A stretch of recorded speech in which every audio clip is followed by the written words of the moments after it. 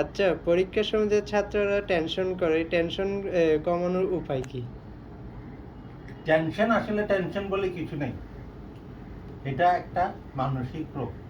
আচ্ছা, পরীক্ষা হচ্ছে যে তুমি যা পড়েছো সেখানের থেকেই আসবে।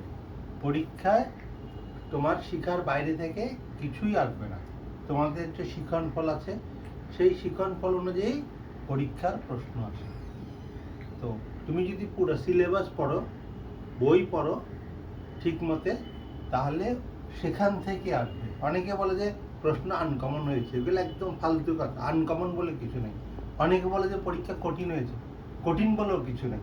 কারণ বইয়ের বাইরে কোনো কিছু নেই। মনে করো তুমি এসএসসি পরীক্ষা দিবে, তোমার এসএসসির নির্দিষ্ট সিলেবাস আছে, সেই সিলেবাস অনুযায়ী তুমি পড়ে যাবে। সেই সিলেবাসের বাইরে যদি প্রশ্ন আসে সেটাতে তুমি মাগনা নাম্বার পাবে।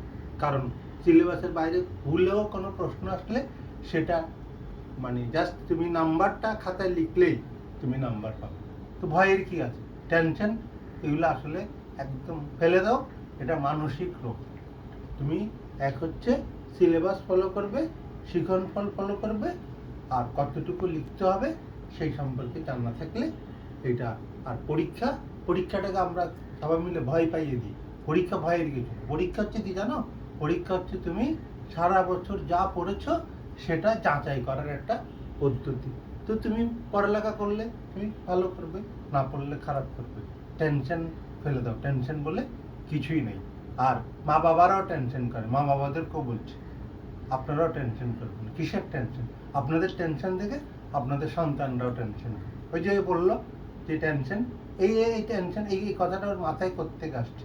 এটা আমাদের চারিদিকের পরিবেশ, পারিপার্শ্বিকতা, অভিভাবক, ওর বন্ধু বান্ধব, এদের কাছ থেকে এই টেনশনটা শুনে ওর মধ্যে টেনশনটা সংক্রমিত হয়েছে। এটা একটা রোগ, এটা একটা সংক্রমক ব্যাধি। এটা চাইলে আমরা দূর করতে পারি লেখাপড়া সুষ্ঠুভাবে করতে।